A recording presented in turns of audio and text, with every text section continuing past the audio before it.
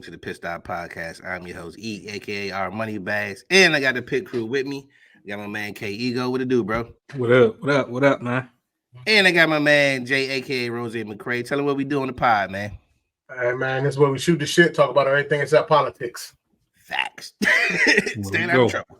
Yep. And today we have a very, very, very special guest, man. I've worked with this young lady before, man. Good peoples. Hope she unmutes the mic so she can get on.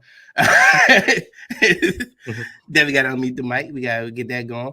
But yeah, so now I worked with her before, man. She actually had me at her conference. This was in 2020, right before the pandemic, man. It was a great experience. Shout out to my man Grayson. And good peoples, man. She good spirit too. So before we get to it, let me go ahead and do the intro. Miss Elena Jimenez, yeah. Thank you. Hola, everyone. Thank you for having me. I'm so glad to be here. Yeah. Hey, thanks for coming through, man. This is it should be a good one, man. I know what you're about, I know what you represent, and I know you like to have a good time and have a good conversation. But you're here to promote an event, though. Yes, absolutely. So as you already mentioned, you and I, the last time we saw each other was at the 2020 Shifting the Paradigm Back to Humanity conference, which is the conference that I am here, the event that I'm here to help promote. The event is coming up this Saturday, March 2nd. It's in Edgewater, Maryland. And I think the beautiful thing about the conference is this right here. It's about promoting community. It's about bringing people together, bridging a gap between communities of particularly of color or of an indigenous background. And so I think that, and being able to maintain those relationships beyond the conference is what the platform is really all about. So I'm really excited about that. And I'm happy to be here. Thank you for having me. Yeah. So first of all, I think McCray had a question on the conference. How did it get started? Yeah. How did you get started with that? So Allie and I, Allie Simmons is the co-host. She and I are co-hosts. We came up with the idea several years back, and we had started getting really active in the community, doing activism. And we just saw at the time that there was we particularly had an appetite for the voices of people of different communities. And so, there's a lot of hype on the news, and we hear about the media all the time about how they like to shape a particular narrative, and they like to paint communities of color in a less than positive light sometimes. And so we were looking for environments, and we were hungry for an environment where we could hear from different communities of color, particularly, as I mentioned, indigenous peoples, and get firsthand accounts about things that were going on. And I'll give you an example, right? So back when Hurricane Maria hit Puerto Rico, which, as I mentioned earlier, so I don't think we mentioned it on the recording once we started, but I'm Puerto Rican and Dominican. 50-50. My dad's 100% Dominican. My mom's 100% Puerto Rican. I was raised in Puerto Rico, though. So my parents still continue to live in Puerto Rico today. And when Hurricane Maria... So good question. When you get mad at your husband, what side come out? I'm sorry? So when you get mad at your husband, what side comes out? We have really short fuses. I'm really easygoing. I'm a chill girl until I get pissed off. Can I say that? Can I say pissed off? See that. When I blow my lid, like everybody goes, all the cucarachas go running. It's like flicking on the lights in the middle of the night. Look, I grew up in New York City, so we were exposed to all kinds of stuff. You flick on the lights, and it's like all the cucarachas go running. When I flip my lid, it's like that same experience. Everybody goes running. The husband goes this way, the kids go that way, and so. Yeah.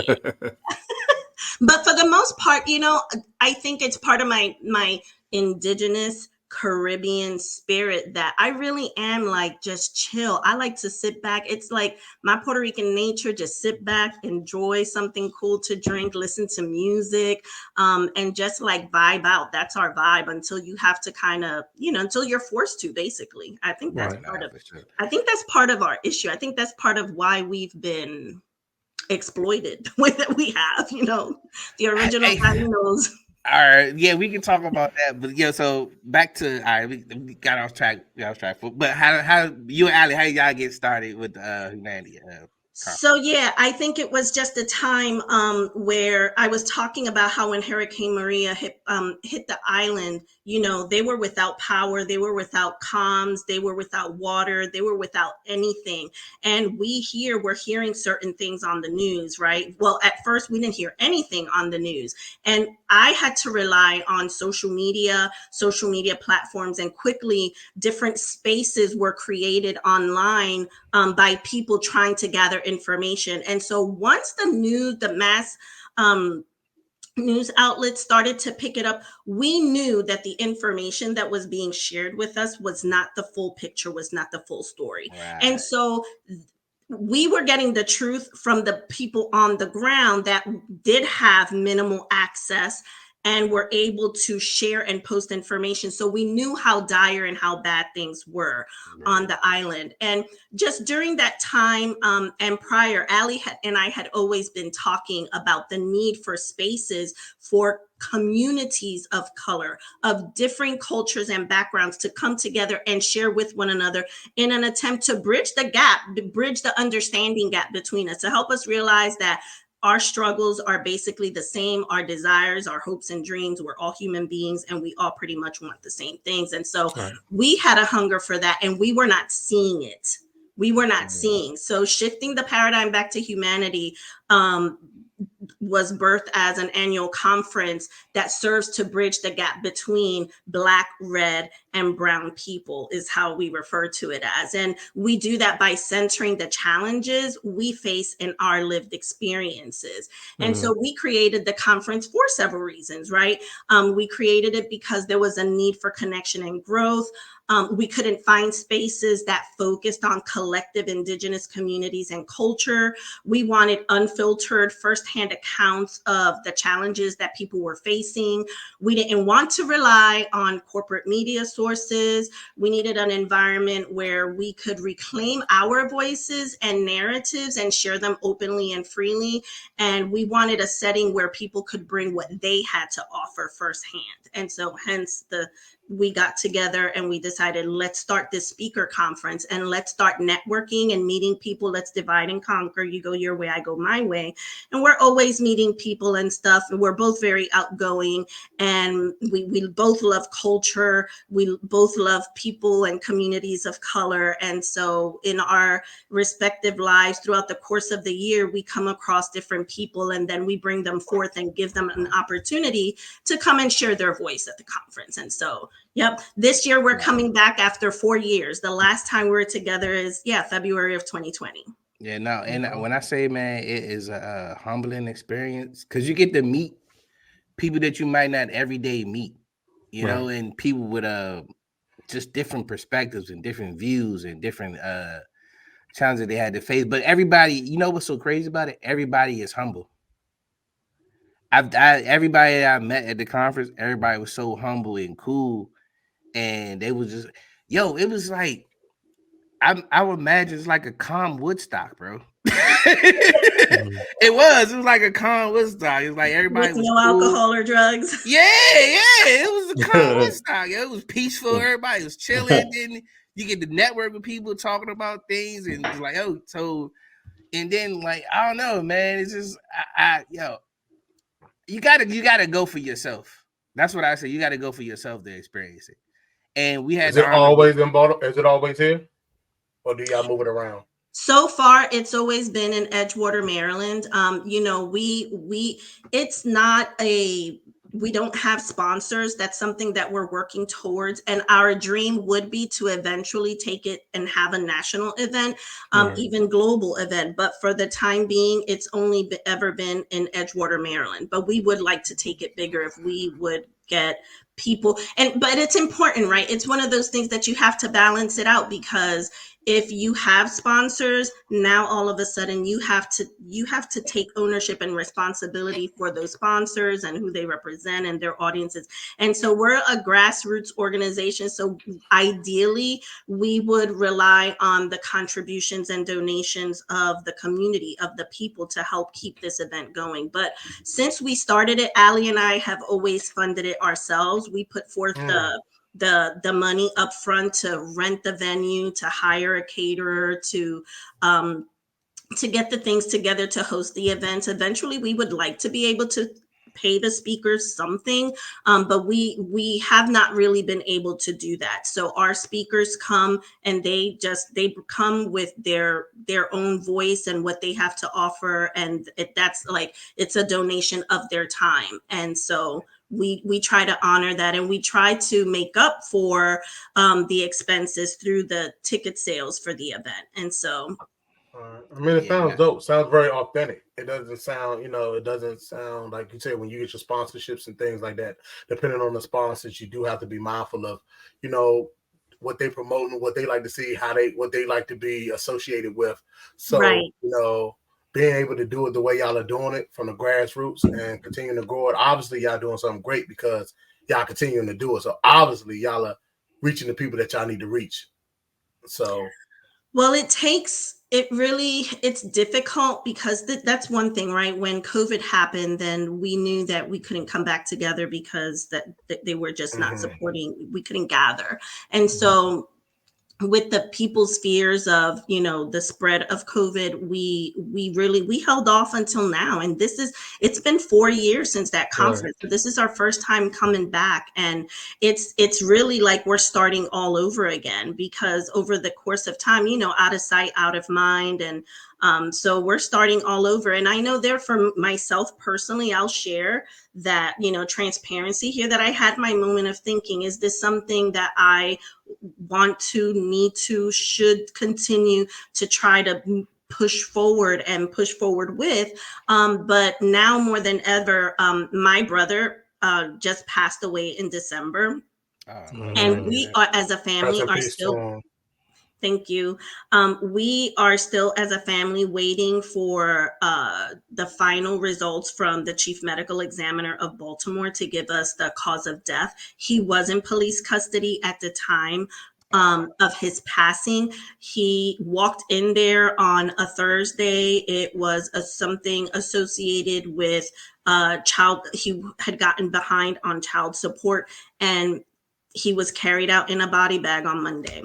And so we're still waiting on the full details of what happened. And so, obviously it was, for me, that was a reminder of why we need platforms like this, because there may come a time where I may have to reach out to the community, right, for support in helping me push the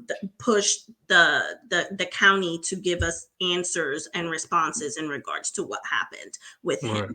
So I'll leave it at that. That's really all I feel comfortable sharing. That's more than I had anticipated. Hey, look. Hey. That's heavy. That's heavy. It is heavy, but it was a reminder. He's a brown man, right? He's a Black man. And so it was a reminder to me of why we started shifting the paradigm back to humanity conference, and the importance of continuing to push forward, even if we have to start over. It's been 4 years, and people that had been there in the past to support us are not there now, and so we just have to start all over again, and just start from here. We're not starting from scratch, right? We have some experience under our belt. We had never hosted a conference before, so this was the blind leading the blind. And I know that for some people don't like to hear that, but I think it's necessary to say it, because we are just normal, everyday people. we were before that, and we still are now. But Right. oftentimes, so many of us see the challenges that we're facing in our community, and people talk about it and they talk a good game, but they don't do anything about it. And so this was our way of doing something about it and bringing people together in hopes that those people who are out there and want to help make the world a better place, to give them a place to come to, that if they don't feel comfortable and they need ideas or they need support or they need encouragement, give them a safe space that they can come to figure out their next steps. Nah, for sure. Hey, look, that was one of the things that I found interesting about it too, was everybody was open. Everybody was open. Nobody really didn't hold back for the most part. Everybody was open and pretty much transparent about what was going on with them and where they were at in that journey. So that was an interesting. I think, if I'm not mistaken, I think that might have been Grayson opened up about sharing something that was very personal. I didn't even know about him until he said it on the conference. I'm like, oh wow. But that's the kind of platform it is, though. And it also, I feel like you're doing, you and Ali are doing the work that needs to be put in, because a lot of people front, and we see it. A lot of people do it just for the gram, or do it for the, like, y'all. I don't even think did y'all even post a video of it when you did it the first time? So usually at the event, we'll have a photographer or someone who's taking pictures and taking some video, and they will we'll upload it to our Facebook page. So we have a Facebook page. We're very, like, it's just her and I. We have other jobs, other responsibilities. But so that's really the only place that we share anything to. And so, yeah, so that's that information, that stuff is out there. There's pictures, there's few videos. One thing that I always get asked about the conference is, why don't you guys like make it virtual and put it up online and stuff like that? And for us, honestly, one of the main key features of the conference is bringing people together, and it's just not the same. Right. It's just not the same. Right. And I can honestly say that I wouldn't have got the same impact if I just would have watched it on a video. Yeah, it was better by me being there. Yeah. Right. And when you're on a video, right, sure, you can share your experience. You know, you have your speakers and they come in and they speak, but it's different when you're in an environment and you're not being recorded, and you're able, that, or people take videos and stuff like that, but it's not out there for everybody to hear every word you have to say, or every challenge, or the details of those challenges. And it becomes like a sacred space. As you mentioned, Eric, Grayson opened up about something very personal to him that he may not have shared if we were streaming live. Right. Yeah, exactly. And I think that's the key, and that's the good thing about it. Like you said, it sacred. It's a sacred place. So that's where you can open up and have it. Actually, you have a good time too, but it makes you comfortable. So, what's your target audience? Is it male dominant, female dominant, age group, youth, teens, young adults, middle age, or is it for everybody? What's the It's for everyone. We allow people, children can come. It's free for them to be there. We're very intentional of making sure that if people do bring their children, that the speakers and everybody, that no one feels like, oh, that child needs to be quiet. Someone speaking, like, no, it's like this space is for all of us. And we have literally had babies on up to elders, every age in between, men, women, other that identify as other genders. I didn't mean to say othered like that. You don't know sometimes. You gotta,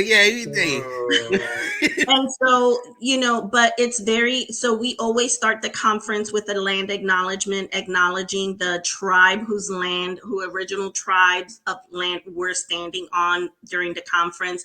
We practice indigenous spirituality through some of the opening ceremonies and drumming and such those sorts of things. It's open. And so anyone who has something to offer, doesn't matter what your culture is, it doesn't matter. But it's focused on people of color, indigenous communities of color is the focus.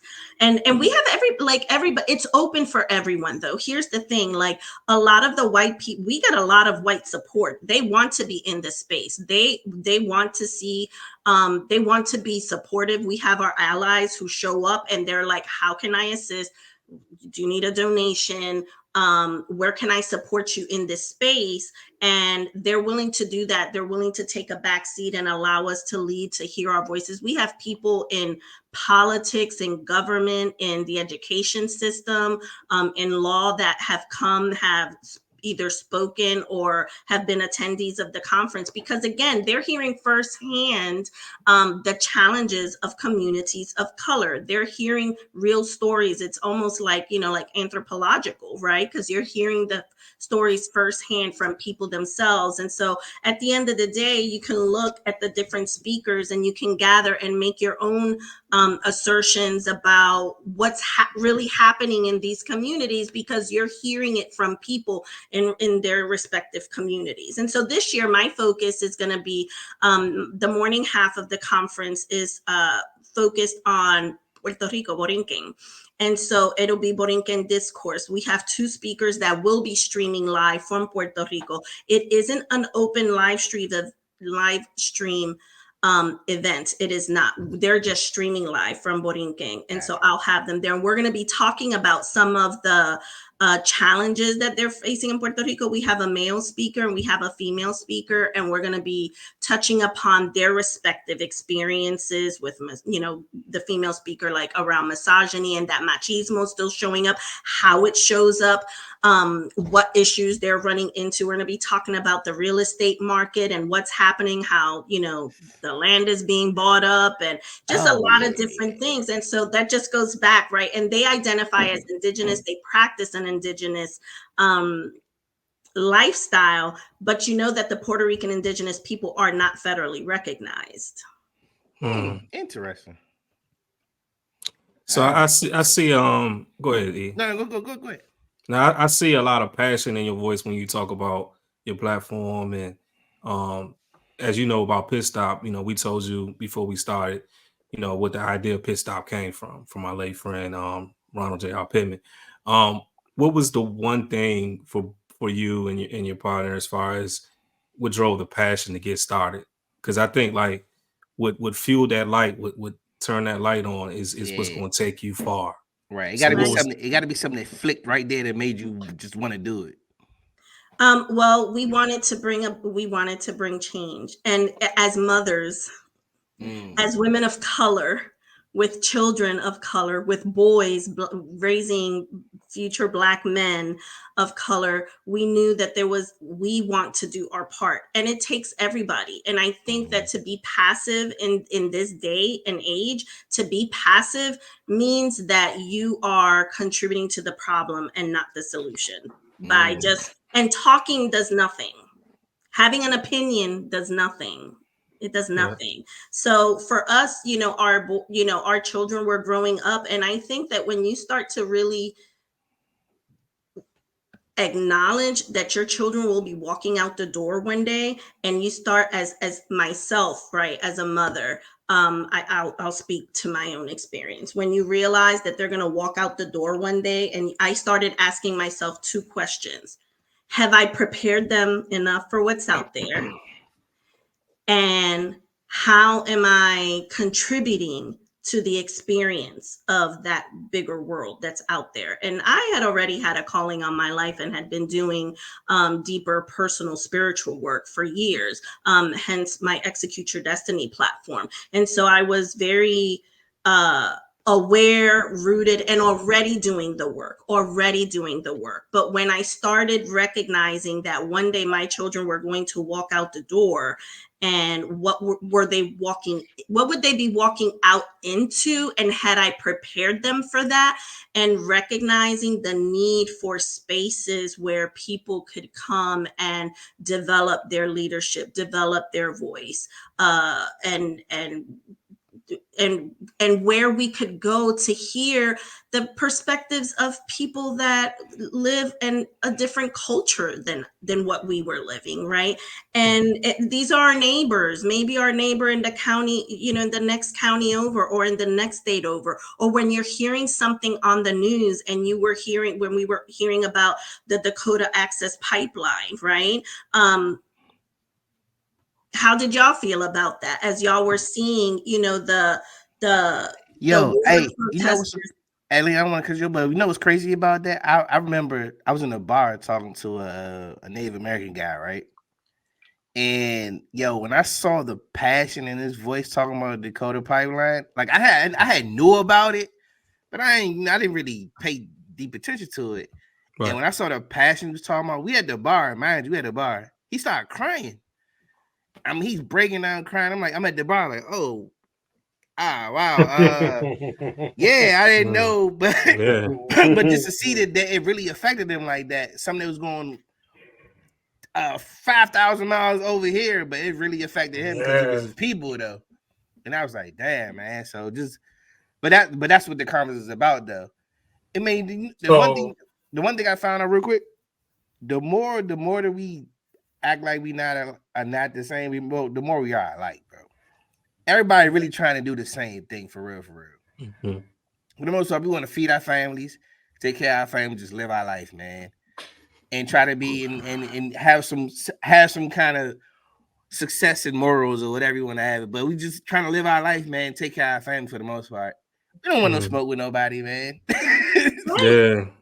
And most people don't. Most people just want the freedom to live their lives and to have the prosperity and and to optimize their lived experience, right? And so I think most people do. But when we ignore what's going on next door and the challenges that are being faced next door, eventually what's going on over there is going to work. It's going to come to your side. It's going to your side too. Yeah. Go ahead, Jay. And then we'll be dealing with it. Right. So with the conference and everything like that, how do you get the buy-in? And I heard you over talking about how you have other cultures there, other races there, things like that. How do you get the buy-in? How do you get them not to be angry when you hear certain things? How do you get them to sit down and listen to one another? How do you get them to kind of almost collaborate in that space together? Because like I said, some of this stuff can derive from anger once you start talking and you start putting it out there. From what I'm hearing, I hear the passion, you said other cultures are there. How do you get them to understand what's going on in that space? I love this question. And here's the thing. I taught you well, sir. I love this question. Here's the thing, right? We want that. That's what's necessary. We need to quit the false pretenses and we need to be comfortable being uncomfortable, right? When you hear someone speak of their experience and you hear them get angry and you hear them get upset, it's uncomfortable for them and for you, right? And we need to sit through that. You need to be able to sit and see, Grayson, God bless him. Eric, just like you sat at the bar with that man and he started crying did you not feel uncomfortable? I did, but I sat through it. I made it through it. We had a shot together. We brought it together. We brought it back together now. But it also educated you too. It taught you more about it. Yeah. And it brings out your own humanity. Yep. Yeah. And at the end of the day, I think that's what the being in human being is. Okay, I like that. It's about sitting in just be. And I think that's how you honored that person. That's how we honor one another. When you come to me and you share something with me, so in this space, we don't monitor people's feelings. We don't try to regulate people's feelings. It is a sacred space, safe space, right? And we allow that person to be heard, to be seen for the fullness of what they're seeing. If you are triggered in some way, shape, or form, then you need to now get your little notebook that's on the table when it happens. That's your work. Note to self. Why am I triggered? Why do I want to calm him down? Or why do I want to argue against their point or their perspective or their this? The name of the conference is Shifting the Paradigm Back to Humanity. We are human beings. We need to learn to be able to observe and to allow people to feel what they feel without trying to regulate them. And we need to be able to feel what we feel and learn to regulate ourselves to do that. So now that execute your destiny part, right? That my shadow worker comes in. It's like you have to be able to have that sense of awareness that you can say, wait a minute, I'm starting to feel some type of way. And what type of way is that? Let me write these things down and let me kind of unpack for myself why I'm feeling that way. And sometimes that feeling some type of way is because there's something that you need to do. Maybe we need to show up differently. Maybe there's some action that we need to take, but we need to allow, and that's what the space is all about. It's about allowing, it's about hearing people's stories, hearing their challenges, and holding space, recognizing that their lived experience is a very, very real experience for them. And that, hey, I might be facing the same challenges in my world and didn't really realize it or see it from their perspective. You know, you have a lot of people. One of our speakers this year, he teaches Indigenous Caribbean workshops where he teaches about Indigenous culture throughout the Caribbean. And one of the things that I learned from him, because I attended his workshops online, and he'll be talking about some of this, is that as a people, as a collective people, we were always moving. We were always migrating. That's the culture of the islands, is that, you know, trade and commerce required that they were always moving around throughout the Caribbean, you know. So it's like most of them weren't specific or always in one specific place, right? So when you think about that in relationship to the migrations coming from Central and South America up to the U.S. border, right? Up to the U.S. border, or the lands that previously were Mexico too, right? The border, they just moved, the border was shifted. So we finding more Black people moving abroad now too, though. More African Americans are moving abroad now. Like it's like a real thing now. Migration, kind of like a lot of African Americans are moving to other countries because of the racism in America. I really think I'm gonna retire abroad. When I retire, I'm actually thinking about it myself, bro. Like I'm really thinking about moving abroad, man. Yeah. And what countries are you guys looking at, or what? I throw some. Just I was looking at Belize. I'm looking in the Caribbeans. Like I was looking at Belize. My main one was Belize. Well, Chill has a few spots out there in Belize too. I remember talking about it. Yeah. I just for me, I don't have to live there. I just want to travel and experience other cultures. That's my biggest thing, because, like I said, you don't know anything until you see something else. So for me, I want to travel the world and see. You know what I'm saying? Like, hey man, what is it? The glasses, man? Cause I don't remember talking like this. It's the glasses. I ain't never been. Hey, ego, man. What's happening now, bro? Is the glasses? I've been telling you since I would say probably about a few months ago, man. This guy has really changed. He said some things out his mouth that I'm like, this is not the guy. This is not the same guy. He brand new now. Yeah, he brand new. I don't know what you brought out of him, man. Where's all this coming from? We don't know. I don't know. Maybe because you the gas he brought, you got some out of him. We haven't seen this guy in a while. I don't know. It's just very mature. You know, very mature. Yeah, man. Hey, rip me out the plastic. I'm acting brand new. You know what I mean?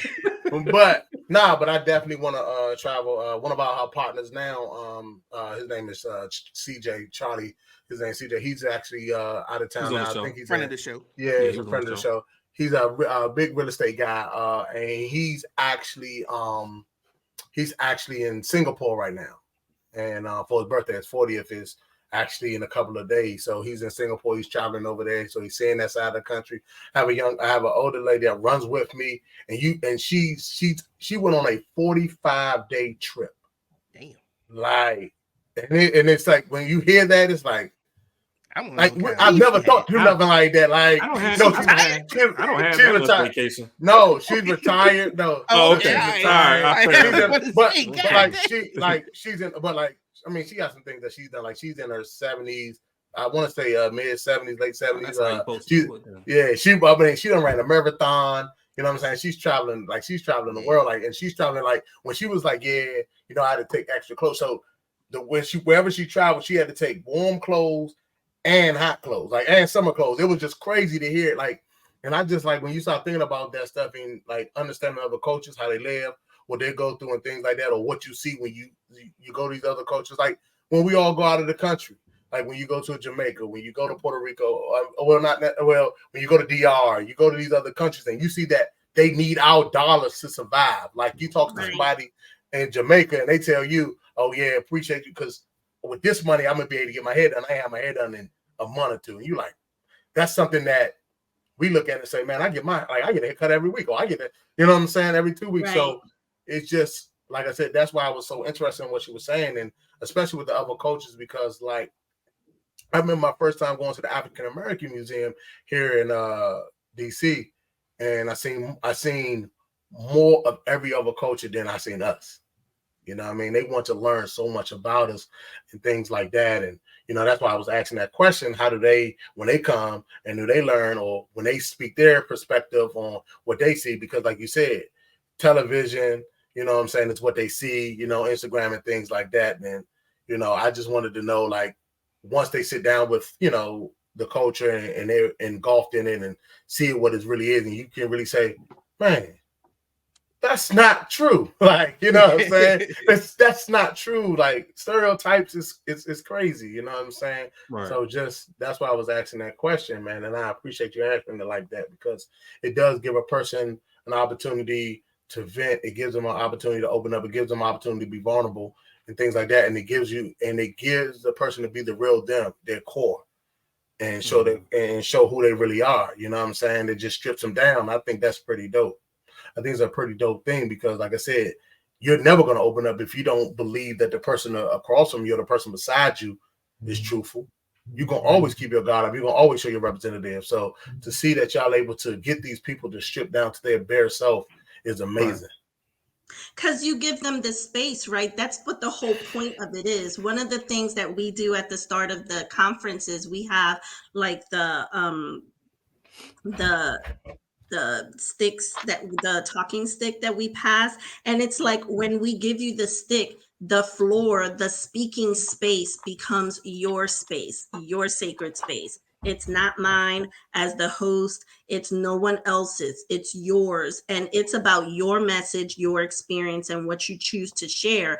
And, I don't know about you, but outside of this space here, has really helped me to open up and expand the way that I see people and human beings, right? Mm-hmm. Because in terms of our Native American communities, a lot of us are very far removed socially from that community. Some people will say, I've never seen a Native American.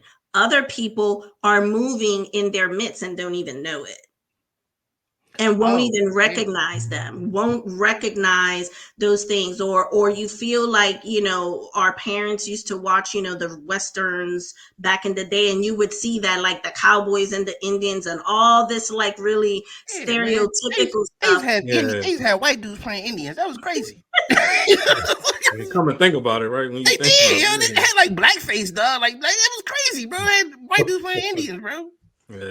Yeah, and then in this space, when you get to actually talk to people up front, and everybody's there because we want to have a shared experience. So we all want to share something, and I want you to share something. So I might be willing to share something, but I also want you to share something. And one thing that I think I started doing a lot of travel starting the year before last, and I've been going to a lot of different places and intentionally putting myself in spaces that I'm not real familiar with. And one of the things that I've come to learn is, especially now, American culture. Be careful. We want to keep you here, though. Be careful just doing that. Be careful with what? I'm sorry. Going to random spots you don't know yet. I want to bring up an interesting point, because I see it in Puerto Rico a lot. I see it in PR a lot. And when I've traveled to other spaces, people want to travel the world, but they're really not open to experiencing the culture that they're moving into. So people will want to fetishize, am I saying that correctly? I might be botching that word up, but and romanticize countries, cultures, and stuff. And people want to go somewhere, but they don't realize when you go somewhere, you're entering someone's home. This is where they live. It's not like, stop acting ignorant, right? Because I've seen it happen where people have this idea, right? Like I'll use Puerto Rico as an example, where you have certain people that will go down there because in their mind, it's like they're going to vacation and party, and they're very disrespectful in the way they're carrying themselves because they just want to go somewhere and be buck wild. I mean, because that's what's shown to us. You know what I mean? That's what we see. To you where? I mean, all over. You can say the TV. You can say, I'm about to say movies and stuff like movies, that. You know, all that's control. All that's control. Yeah. Yeah, they want you to see what. But you know, it's all a big thing because you know everybody needs the dollar bill to circulate too. So at the end of the day, like if I can get your money because our dollar holds a lot of weight, if I can get it down, I'm gonna show you the perfect beaches. I'm gonna show you the palm trees. I'm gonna show you all these things. But like I said, that's why we go. So you go because, and then it's all about somebody else's experience. So if Eric ends up going to Puerto Rico and he tell me, man, I went to this place, I stayed in this resort, man, you gotta go this, that, and the third. I'm going on the mindset of what Eric said. You know what I mean? Right. And you're gonna try to do the things that Eric said. But understanding the culture of the environment that you're walking into is a huge part of the tourist or the travel experience. And sometimes people are traveling, but they're not really traveling to have a cultural experience, and they don't recognize, and then they have a bad experience. I've seen it because I've read the bad reviews, and it's like, you don't realize how you just created a bad experience for yourself because you walked into an environment, you're talking to people crazy. First of all, like, and I'm going to use Puerto Rico for an example again, because I'm from there. I'm there all the time. It's hot. Listen, and most of the people only make minimum wage. They ain't trying to be running around back and forth killing themselves over no $8.75 or whatever it is they make in an hour. And you're gonna be acting a fool. It's like expecting people to give you 5-star Waldorf Astoria service when they like, I'm just trying to make my $8.75 and go home, and it's too hot. I ain't got time to be running around. I'm gonna give you your water. I'm gonna give you a little water. I'm gonna take your order. I'll be back. I ain't gonna forget. I'll be back. Yeah. But chill, because it won't be in 5 minutes because I ain't running around like a crazy. It's too hot for all that. Sidebar too. I was in Puerto Rico. This was probably almost 15 years ago, but I had a great time and a great experience. Like we did the excursions, but we took time to go see the rainforest. Like I saw flowers in person that moved. Wow. like just moving. Like I'm like, I never seen nothing like that before. No, I'm gonna tell you, the funny thing about like when you travel, if you want to see the land, you want to see where the natives stay and how they move, whatever, just take the bus. Take the bus. Mm-hmm. I'm real shit. Take the bus. Or go during the week and get up early in the morning. Yeah, that's like, go during the week and you get up early in the morning. And that's something that, I still have to realize to this day when I travel that I'm on vacation. Everybody else is not. Right. So that's the one thing that I had to realize. Like, I'm on vacation. You know what I'm saying? I feel like Americans can be so ignorant sometimes. Spoiled. That too. Spoiled. We'll go to another country. We'll go to another country and be like, ain't nobody speaking English? Hey, I speak English. I'm having attitude. No. Yeah, we do that. We do that. Attitude, and they're like, "Did you not know where you were coming?" Like, but that was a. We do that in our own states. We do that going to another state. Yeah. Mm-hmm. Yeah, but that we do it. Yeah, I was just saying, that was a memorable experience. Seeing the flowers move, telling me the history of the places we were when we did the hiking. I seen this dude took rocks, rubbed them together, and then it turned to like paint, like red paint. Like I'm like, how do you do that? Like it's just stuff like that, man. Like it's memorable stuff. Like that was by far the most memorable thing of that trip, other than the excursions. I forget, I did jet ski, but that right there was memorable though. Yeah, like I want to go back to one of my places I want to go back to, man. I took it. I didn't take it. I took it for granted when I went, because I went to we did a tour in Mexico. Went to like Tulum, the Mayan ruins and stuff like that. Then we ended in Cancun. And I was so fixated in getting to Cancun that I kind of negated all the other stuff. I was like 17 when I went there. I was like 16, 17 when I went. And now I think back now, like, oh shit, I was at the Mayan ruins. I climbed all the way to the top. You can't even climb to the top no more. They don't let you do it. Yeah, you appreciate those things. You appreciate. Yeah, but now I appreciate. I got a picture at the top of the Mayan ruins though. Now your mind was on the party though, wasn't it? My mom was on the. I was 17. And I didn't even know one of the world wars were fought there in Puerto Rico too. Like you just reminded me, we toured that too. Like one of the naval bases where they shooting into the water. They got the cannons right there, and they shooting from the Puerto Rico land into the El Morro. Yeah. So I get it. I mean, experiencing certain things at the old age, like you said, because I mean, like you said, 17 you're doing this, but like went to Jamaica and was with the natives in Jamaica and stuff like that, and saying how they move, like eating side of the road jerk. You know what I'm saying? Side of the road jerk. Yeah. Woo! I gotta go back to Jamaica too, by the way. I ordered a fish at a local restaurant in Jamaica, and I was wondering why it took so long. He had to go get make this damn. He said, "Yeah, they had to go get it. They had to go get it." I ordered a red snapper. I ordered a red snapper. You got that drink. So, same thing in DR. Went to DR, hanging behind the wall.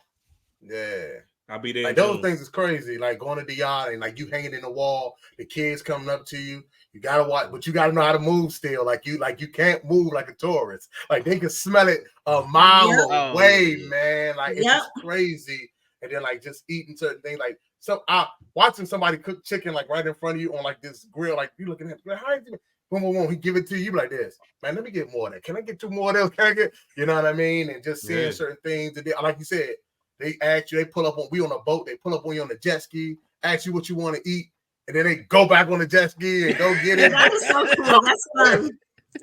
That's why I don't like when I see them kids at 7-Eleven asking for money. If people could do that and get money, you need to be creative and get money. Oh no! He asking me for $20. Right now, there's so many ways to get money as a kid, bro. And you got the internet. Yeah, you got the internet, bro. There's so many ways to get money. I mean, I watch American Greed, but that's another story. But well, I think too, in regards to like the whole traveling thing, and in regards to the conference too, I think for you guys, I'm looking at 3 Black men, and what's your experience when you've gone somewhere else, right, to a different community, and what is your experience about how you're received or how you're perceived within that community? Oh man, shoot. So, as Black men, I mean, and that's why the conference is so important, because it gives access to people who may otherwise not encounter certain folks, so that you can humanize, the experience of of someone else, and to recognize that, people are, we're just people, and sure, there are bad people, evil people in the world and stuff like that. But, oftentimes, the Black man is the narrative that is sold, in this country and around the world is not a positive one. They don't want to show, people of color, the darker your skin, right? It's like they want to oftentimes paint it in a negative light. And so it's important.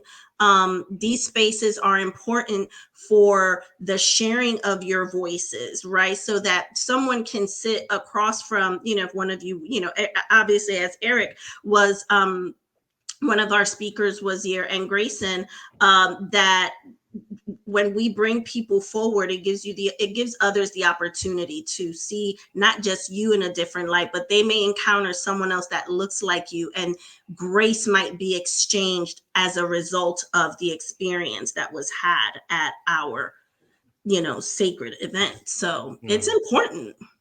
Most definitely. And one thing it's good for too is also just I mean, if anything, networking with different minds, man. And you be surprised the things you can get from just getting outside of your box, Right. and being open minded. Because I mean, hopefully next year we can be speakers.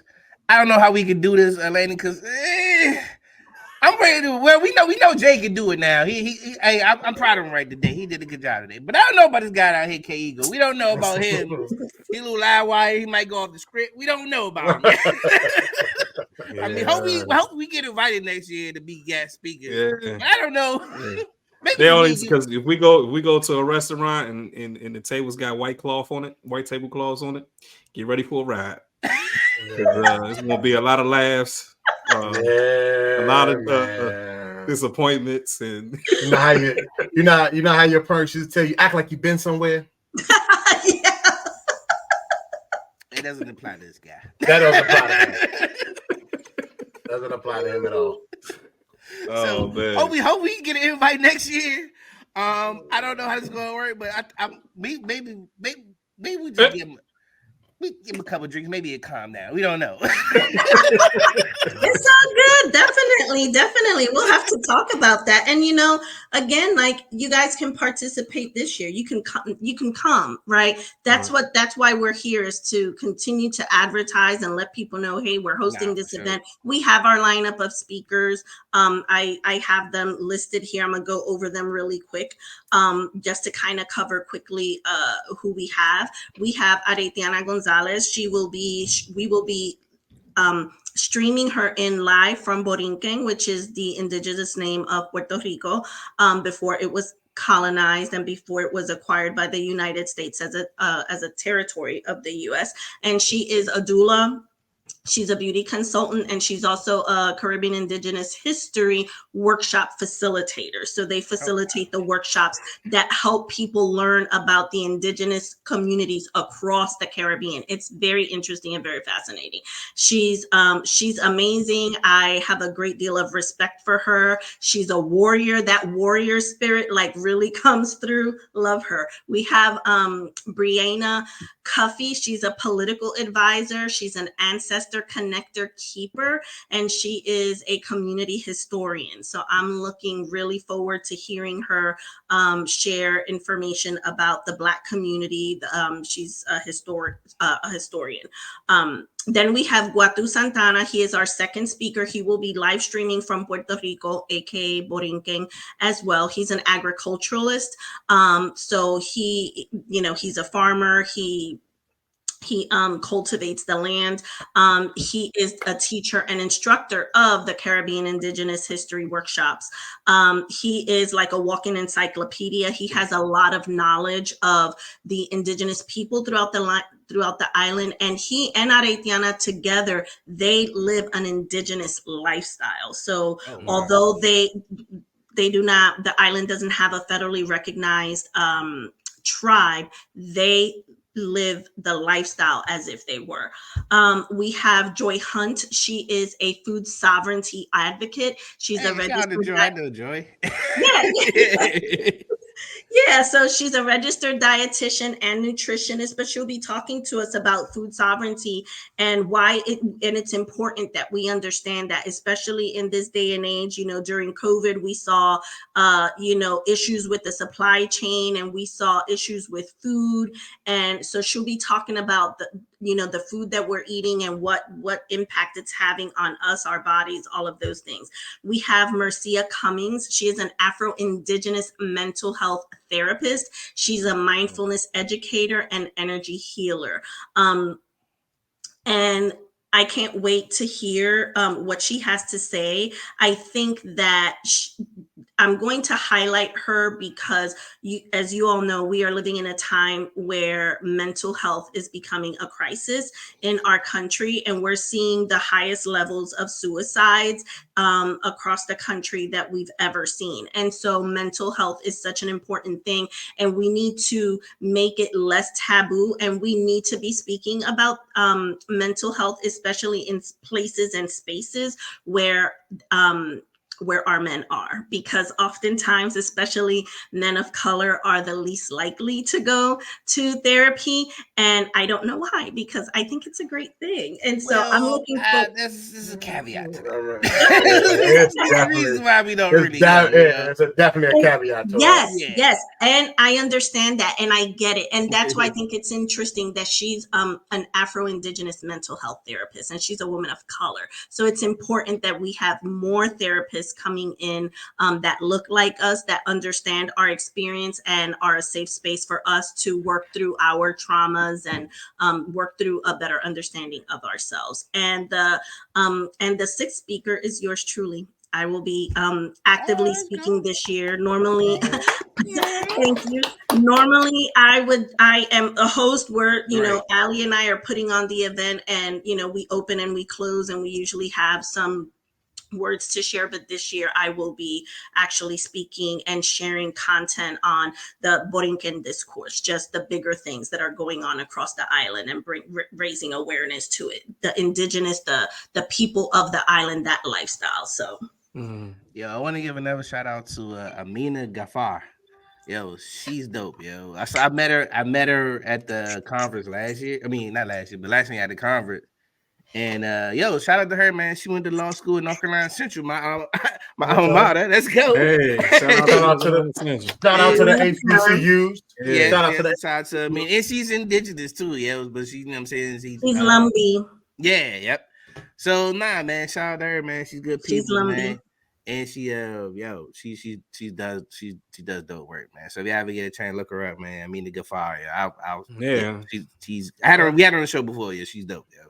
Yeah, we'll love to come in and speak and really, like, this podcast is really what the main mission of this podcast is. We want people to leave, viewers and guests, to leave this podcast rejuvenated, going back into life.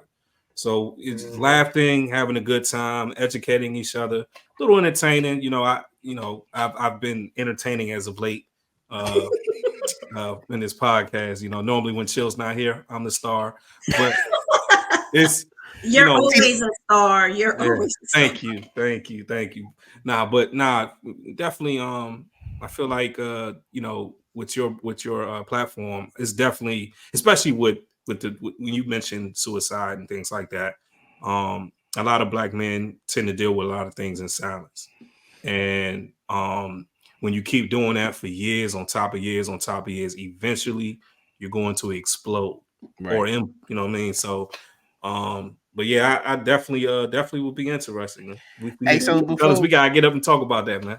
Oh nah, definitely. I would definitely. So I just want to touch on execute your destiny. All right. What triggered you for that, executing your destiny? So it had to be something to be like, yo, I'm gonna do this, execute your destiny. It's been my life's calling. It's my life's work. It's who I am. It is what I was created for. And I can just say that the more I do my personal work, my personal spiritual work, my personal development work, and I look back at my history, I believe in something much, much bigger than me. And the more I look back, and the more I do this work here, and the more I look back, I see how it is who I was always meant to be. And it was just, that calling was waiting for me to awaken to it and respond to it with a yes, and align my willingness with it. So what was it? What was it though? Like, what is, how somebody, it could be something to the point where somebody have a near death experience, or somebody just, the light bulb just pops on in their head, or it's just something that you see and it just, or is that moment? Like, what was that moment when you knew that executing your destiny was what you were supposed to be doing? Like, what was that moment? Can you So I was having probably I was having a spiritual crisis, I would say, and I was resisting.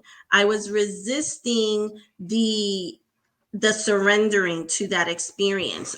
So and it came about through what would appear to us as a depression, right? And it appeared as this hole that I felt like I couldn't get myself out of. And on the surface, everything in my life was perfect. There was nothing going on in my life that would have warranted me feeling the way that I was feeling. And I was pregnant with my third daughter. So I would say that third pregnancy, for whatever reason, like cracked me open spiritually. And I remember having responses when people would ask me, like, what is the matter? The answer was, I couldn't answer the I don't question. know. I did I not don't know. know. Yeah. And the problem was that I was not equipped because of my conditioning. I had not been prepared and equipped. And in order for me to climb out of that hole, I had to be willing to break out of my normal everyday life, what I believed, what I was taught, who I was told I was, what the perfect life looks like, and what it's supposed to be, and who I'm supposed to be as a woman, as a wife, as a mother, as a daughter, all of these things. And I had to surrender to this unlearning of everything I had been taught and open up to relearning and opening up to something so much bigger than me to tell me who I really was. You know, we live in a country where they love to slap labels on us and to tell us you're Puerto Rican, you're Latina. No, you're Afro Latina because you're Black. You have an African ancestry. No, you're half Spanish because you speak Spanish. No, you're American. You're this, you're that. It's too much. But underneath of all of that, who was I? And when I started opening up, it was in the midst of like this crisis that I had. I had this very, very emotional day where I couldn't stop crying. And I remember hearing a voice, and this is very typical with spiritual awakenings and these very life-changing moments. I remember hearing a voice that took me back to when I was 5 years old in New York City. In an instant, it was like I was back there on the steps of my apartment building. And so I was in my car, actually 9 months pregnant, heading home from work, overwhelmed, sitting at a light, could not stop crying. And it was in that moment that I had that moment that took me back to the steps, and a memory that I had as a little girl, 5 years old, in the stairwell. The elevator was broken. I was walking home from school by myself because that's what they did back then. Our parents walk us to and from school. I was 5, mind you, first grade, coming home. The elevator was broken. I had to take the steps, and I encountered a junkie in the stairwell. And the voice took me back to that moment and the experience that I had in that moment, that a voice came and said something to me in that moment when I was 5 that saved me and that I had forgotten. And it wasn't until that moment in the car at the light, 9 months pregnant, breaking down crying, that memory resurfaced for me. Yo. And I remembered that voice and that something bigger than me has always been there and has always been guiding me. And that the journey that I was going to embark on was going to require that I fully surrender and trust that something bigger than me. By starting to do that work to align myself here and to surrender myself and my willingness. It's about your willingness to show up for yourself and say, okay, I'm not running from this anymore. I don't care what it takes. I'm scared, but I'm not running anymore. I surrender. And that is what started that journey. And this was 23 years ago, because that child that was in my belly is now 23 years old and is one of the greatest gifts to me. She is a beautiful human being, aside from the experience that I had as a result of what being pregnant at that point with her what that was doing to me at the time. So anyway, you found your destiny in your pain. Yeah, The way you just explained all of it that. exposed itself. It exposed Yeah. itself, and I had to willingly allow myself to acknowledge it and say, okay, there's something bigger that I have to do here. I got the chills when you explain that. Like, yeah, right. I didn't know how. There's so much that happened in between that moment and this point. But now I'm realizing now it was a journey. It was like jumping off one set of tracks to jump onto a completely different set of tracks. Yeah, so we definitely gotta get you back. Yeah, we definitely gotta get you back.